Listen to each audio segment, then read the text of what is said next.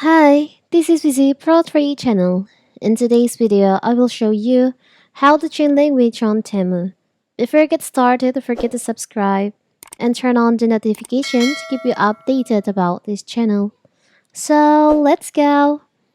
Temu is a popular online shopping platform that offers great deals on various products.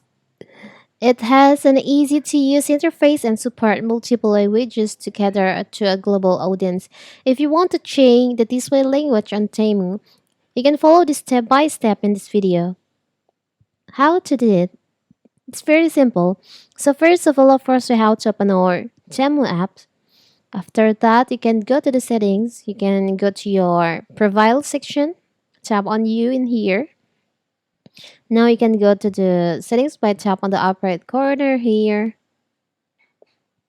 And you'll find there is an option language.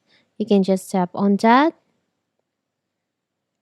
Okay, so there's only two language that you can choose, English and also this one, Chinese.